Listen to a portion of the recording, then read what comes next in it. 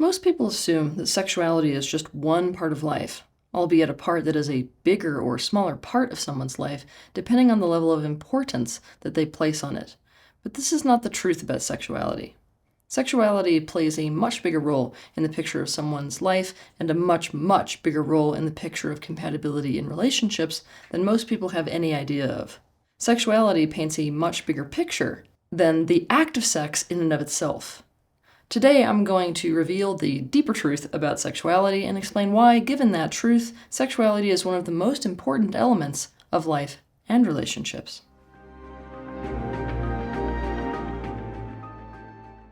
Sexuality is what creates life. At its very core essence, sexuality is a root, creative, and manifestational force. And it does not matter how aware or unaware you are of it. It should not come as a surprise, then, that your sexuality and your deepest desires, especially the ones that you had to deny, suppress, and disown, are linked. And I'm not just talking about desires in the bedroom. I'm talking about desires for your life experience, especially the ones you aren't consciously admitting to. No matter how subconscious your desires may be, they are still connected to your sexuality. Indeed, they play a major role in shaping your sexuality. Beneath every person's sexuality is a life experience or many that shaped that person's desires and needs, and those desires and needs reflect in their sexuality. Many people think that sexual incompatibility is a small item of incompatibility that can easily be worked on and improved in a relationship, but in reality, incompatible sexuality is one of the hardest things to work on and improve in a relationship, not because it's hard to improve things regarding the act of sex itself, but because incompatible sexuality points to deeper oppositional desires and needs between two people, and these incompatibilities, which incompatible sexuality will point to, will not just limit themselves to the bedroom.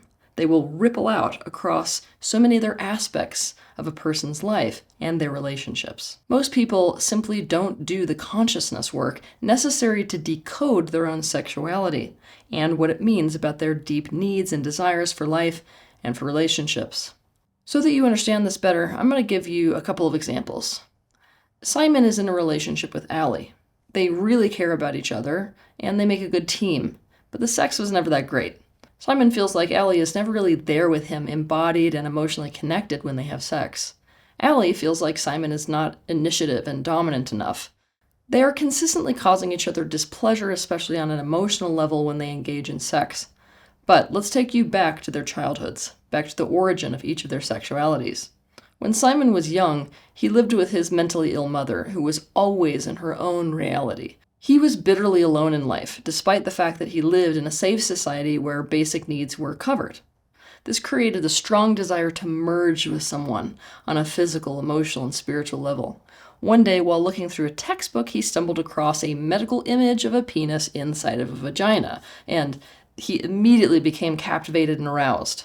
Though he was not consciously aware of it at the time, this image held the promise of merging with someone, and his budding sexuality naturally evolved from there. Simon is intensely focused on having that one person in life who is his match, with whom he can merge with.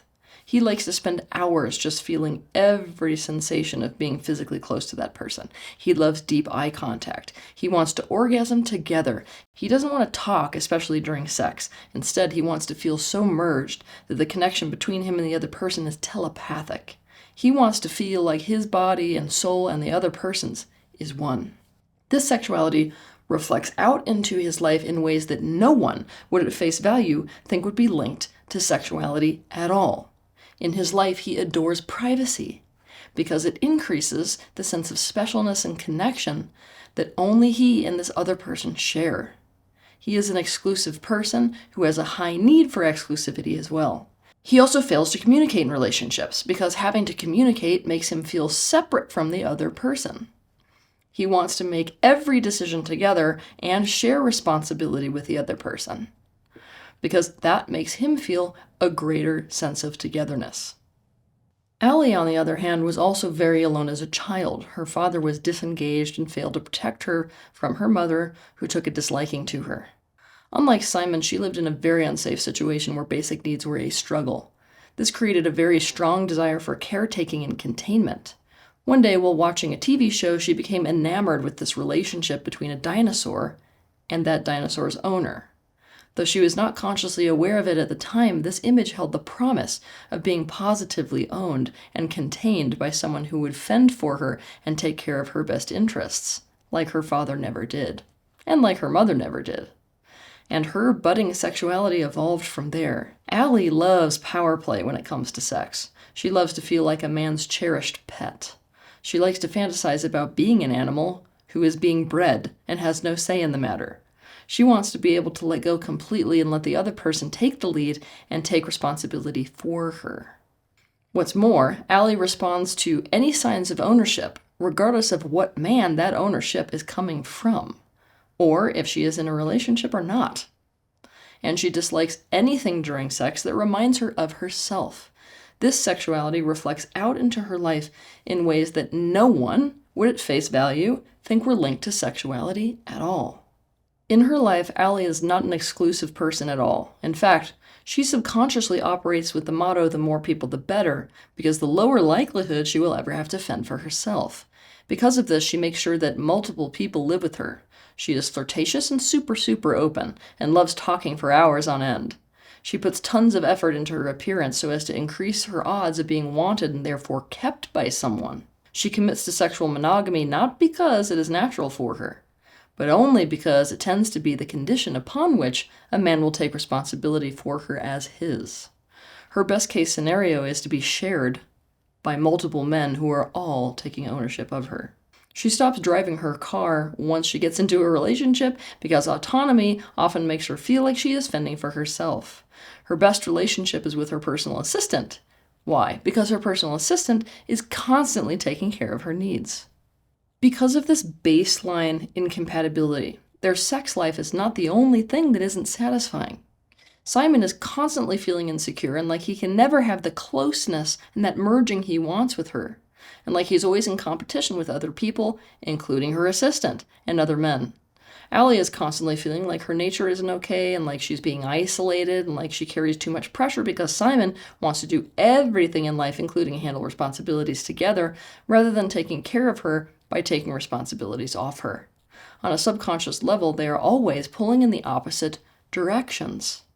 The creative, manifestational force of their sexuality is manifesting against each other. No amount of counseling to help them improve the practicalities of their sex life in the bedroom is going to fix the issue that is made so obvious by none other than their sexual incompatibility. At the very most, they can hope for taking turns accommodating each other, which may pull them into the land of compromise. To understand more about this, you can watch my video titled The Difference Between Compromise and Workability.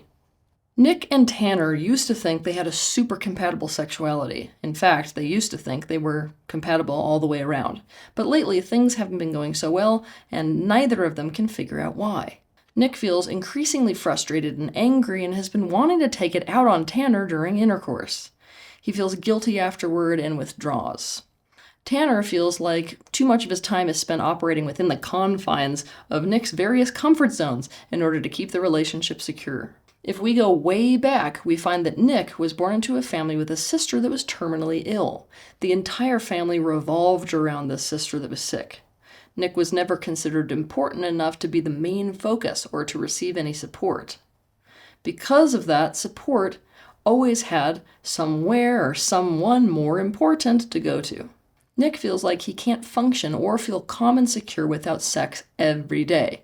When he sits down to really explore what it is specifically about sex that he needs, he realizes that through sex he is able to put the other person, in this case Tanner, in the position to have to focus on him. He becomes the most important thing in the room. He admits that when he is engaging in intercourse, he doesn't really care about the other person's pleasure. He likes it to be all about him and his pleasure. Because he had to suppress his need for importance in his life, it comes out in a strong way regarding his sexuality, including the fact that he loves to dominate in bed and tells his partner what to do to pleasure him. That's his special favorite. He's found a set and setting where he gets to demand their full attention. Tanner is actually fine with this. He likes being dominated, which is why everything went so well in the beginning.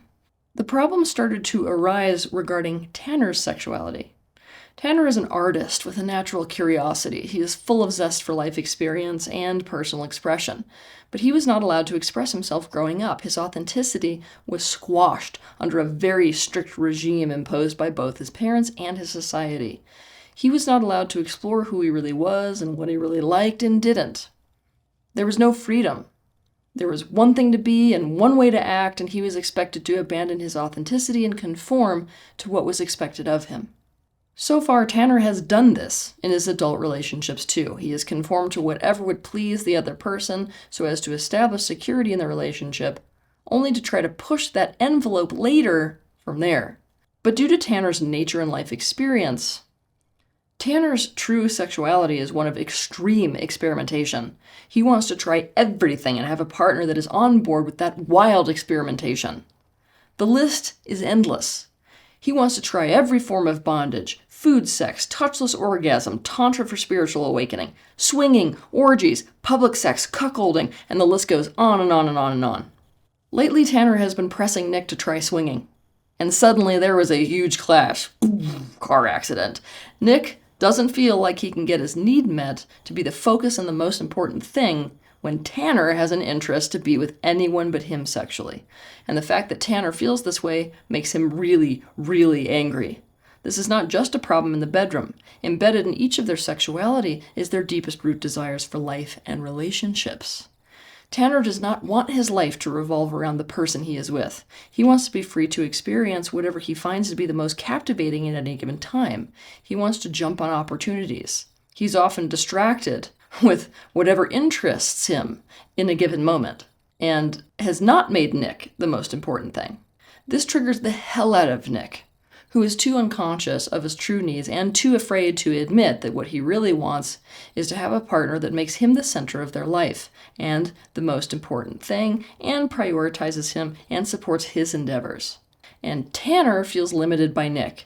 He feels like to keep the relationship good, he has to dedicate himself to Nick's needs. Every time Tanner prioritizes something other than being with Nick, Nick becomes passive-aggressive and pushes Tanner away.